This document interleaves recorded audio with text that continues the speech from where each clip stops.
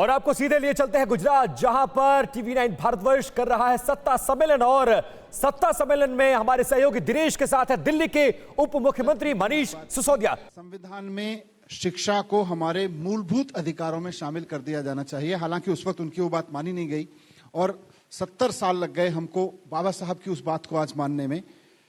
तो अभी भी हम माने ही हैं, काम नहीं कर रहे। हम 5 ट्रिलियन इकोनॉमी की बात करते हैं, हम बहुत बड़ी बड़ी जीडीपी की बात करते हैं, इतनी ग्रोथ हो गई, लेकिन साहब स्कूल कहाँ है? 5 ट्रिलियन इकोनॉमी में अगर हमारे स्कूल इतने घटिया हैं जैसे हमारे दिख रहे हैं, तो 5 ट्रिलियन इकोनॉमी किस बात की है यार?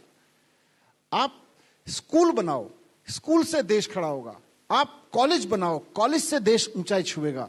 आज दुनिया में जितने भी देश आप देखते हैं, तरक्कीशुदा देश हैं, आप जिनको इंस्पायर करते हैं, जहां जाने का सपना हमारा यूथ बैठा है ये देखता है, उन देशों की ताकत ही है कि उनके स्कूल शानदार हैं, उनके। इन्हें देखिए, घर से ही सोप मैन्युफैक्चरिंग करते हैं और महीने का 1 लाख कमाती हैं। आप भी सोप मैन्युफैक्चरिंग करना चाहते हो? इनसे सीखना है तो फ्रीडम ऐप को अभी डाउनलोड कीजिए। कॉलेजेस शानदार हैं, वहां की सरकारों ने यह सुनिश्चित किया है कि अपने हर बच्चे के लिए, और मैं दोहरा रहा हूं, कुछ बच्चों के लिए नहीं, अपने हर बच्चे के लिए शानदार और फ्री एजुकेशन की व्यवस्था की है। उसके बाद वो देश वहां पहुंचे हैं जहां हम आज उनको देख रहे हैं।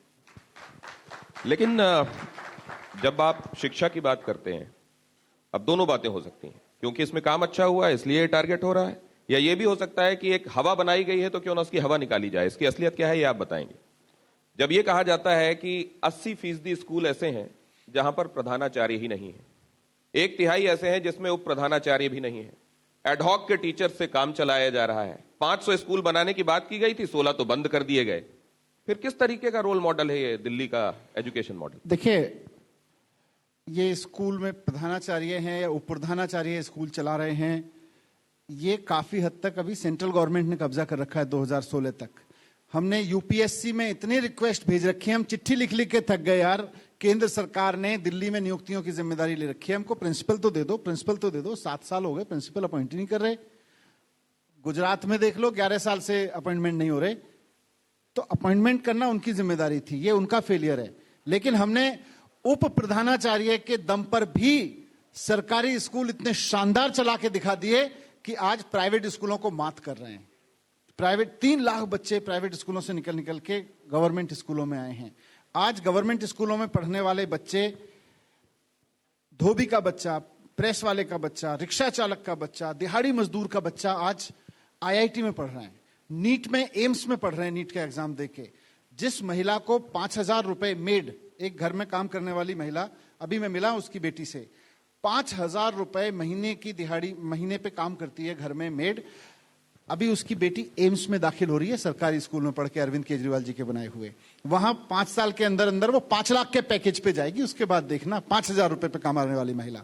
तो आज दिल्ली में ये काम हो रहा है। आप आइए तो सही दिल्ली के स्कूलों में। और ये जो अभी भारतीय जनता पार्टी ने, अभी चहल साहब वाला वाकया बड़ा चर्चित हो रहा है कि उन्होंने अरविंद केजरीवाल जी से बात करने की कोशिश की, उन्होंने जवाब नहीं दिया। इन्होंने एक्चुअली ये पूछा था कि आप ये बताइए आप कितनी जगहों पर गए हैं स्कूलों में दौरे में पिछले 7 सालों में, और विधायक निधि से कितना पैसा जाता है स्कूलों का, ये जवाब दीजिए। आरटीआई लगाकर ये पूछा, इसका जवाब ही नहीं दिया मुख्यमंत्री ने, कहते हैं। देखो, भारतीय जनता पार्टी के साथ प्रॉब्लम ये हुई है कि उनसे पूछो भाई स्कूल क्यों बनाए, क्यों नहीं बनाए, अस्पताल क्यों नहीं बनाए, गुजरात में स्कूल अस्पताल क्यों नहीं बनाए, तो वो अरविंद केजरीवाल जी को किसी मीटिंग में बैठा के वहां बदतमीजी करेंगे, कहीं रास्ते में जा रहे होंगे वहां गुंडागिरी करेंगे। हम कहते हैं स्कूल स्कूल, वो कहते हैं गाली गाली गाली गाली। बदतमीजी करते हैं, गुंडागिरी करते हैं आजकल ये लोग, इसी पे उतरे हुए हैं हर तरफ। तो यहां जब आप आए हैं, इस बैकग्राउंड के साथ आप यहां आए हैं, हालांकि एक और बैकग्राउंड है, उसका भी जिक्र मैं आगे करूंगा, लेकिन गुजरात में आप क्या करने आए हैं? क्या आम आदमी पार्टी को राष्ट्रीय पार्टी बनाने की तरफ जो एक क्राइटेरिया है वो फुलफिल करने के लिए आप यहां आए हैं, या कोशिश करने में क्या हर्ज है, चलिए गुजरात में भी कोशिश करें इसलिए यहां आए हैं, या आपको कुछ दिखाई दे रहा है चुनाव में रिजल्ट्स के हिसाब से जिसके लिए आप यहां आए? देखिए, मैं एक भारतीय हूं और सच्चा भारतीय हूं। मुझे जो दिखाई दे रहा है वो ये है कि 5 साल के अंदर अंदर हमारा देश दुनिया में नंबर 1 कंट्री बन सकता है, लेकिन उसको नंबर 1 बनाने का रास्ता केवल स्कूलों से आता है और कॉलेजेस से आता है। अगर हम ये सुनिश्चित कर लें एक जनरेशन के तौर पे कि हम सब कुछ छोड़ के 5 साल ये सुनिश्चित करेंगे कि अपने हर बच्चे को शानदार एजुकेशन देंगे, उसके बाद देश को नंबर 1 बनने से कोई नहीं रोक सकता। और मुझे यहाँ आम आदमी पार्टी राष्ट्रीय होती, अंतर्राष्ट्रीय होती, राज्य की होती, इससे कोई मतलब नहीं है।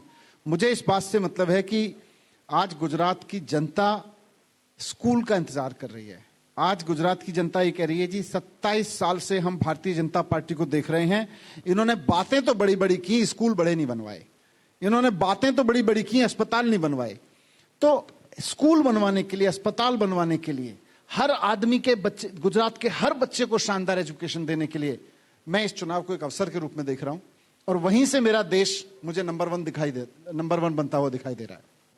यहाँ पे तो बहुत सारे लोग गुजरात में ये भी कहते हैं कि मनीष सिसोदिया का जो काम है एजुकेशन का, वो हो सकता है कि यहाँ पर करें, लेकिन क्या गुजरात मॉडल जिसको देश के सामने रखकर भारतीय जनता पार्टी और नरेंद्र मोदी ने राष्ट्रीय फलक पर अपनी जगह और पहचान बनाई, उस गुजरात मॉडल में भी क्या कोई ऐसी खामी है जिसको आकर मनीष सिसोदिया दूर करेंगे? नहीं, मनीष सिसोदिया की कोई औकात नहीं है, लेकिन गुजरात के लोगों की औकात है गुजरात मॉडल की खामियां बताना। और आज गुजरात के लोग बता रहे हैं। मैं आपको बताता हूं, 4 महीने पहले मुझे गुजरात के लोगों ने कहा कि साहब आप गुजरात के स्कूल देखने चलिए।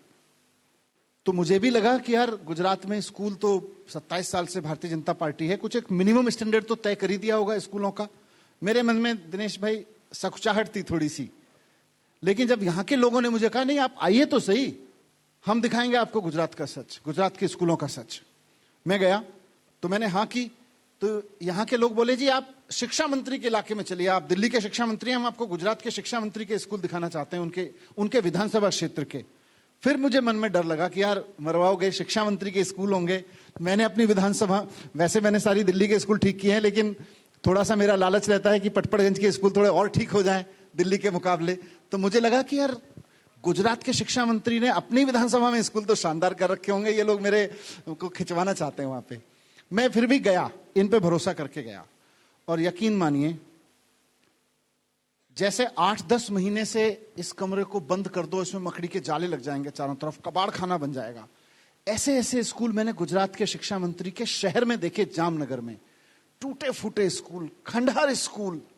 मुझे यकीन नहीं हुआ कि गुजरात में, और ये मैंने नहीं देखे, आपके अभी टीवी चैनल के पत्रकारों से पूछो, वो भी गए थे साथ में, यहीं अहमदाबाद से मेरे साथ गए थे। सारे दिन इन्होंने यहां से पत्रकारों ने दिखाया था कि देखो गोपाल भाई इटालिया बैठे, ये गए थे मेरे साथ में।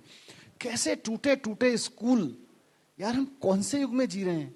75 साल बाद अगर हम गुजरात में, देश में 27 साल के भारतीय जनता पार्टी के शासन के बाद गुजरात के शिक्षा मंत्री के इलाके में इतने घटिया सरकारी स्कूल देखने को मजबूर हैं, तो क्या मजबूरी है हमारी? और वो भी उस गुजरात में जहां से देश ने तालीम की बात करना सीखा है, जहां से गांधी हुए जिन्होंने देश को नई तालीम दी, जहां, और मैं गांधी जी के आगे एक और व्यक्ति को बहुत मानता हूं गुजरात के, गीजू भाई।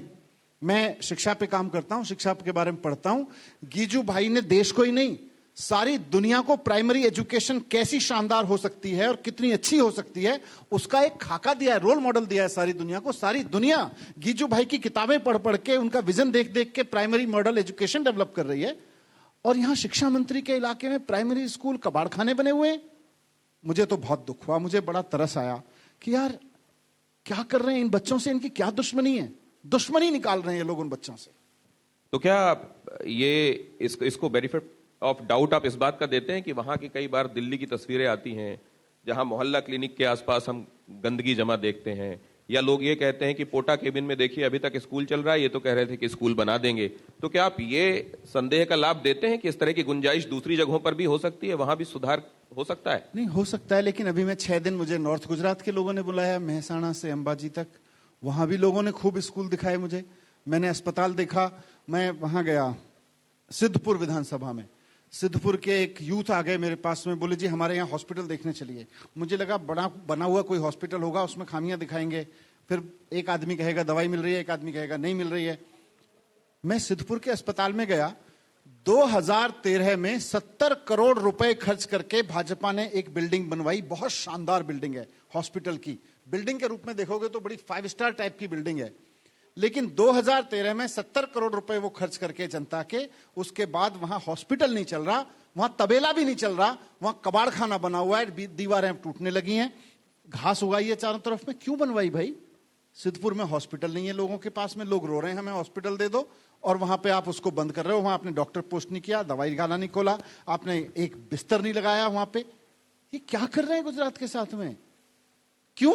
क्योंकि इनके मॉडल में ये है कि स्कूल सबको फ्री नहीं मिलने चाहिए, अस्पताल सबको फ्री नहीं मिलनी चाहिए, बिजली सबको फ्री नहीं मिलनी चाहिए, बिजली तो महंगी होनी चाहिए। ये इनके मॉडल में। नौकरियां, सरकारी नौकरियां होनी नहीं चाहिए, सरकारी नौकरियां होंगी तो पेपर में दलाली हो जाएगी, अपना आराम से दलाल कमाएंगे। ये मॉडल ये लोग चला रहे हैं यहाँ पे। इन्हें देखिए, घर से ही सोप मैन्युफैक्चरिंग करते हैं और महीने का 1 लाख कमाती हैं। आप भी सोप मैन्युफैक्चरिंग करना चाहते हो? इनसे सीखना है तो फ्रीडम ऐप को अभी डाउनलोड कीजिए।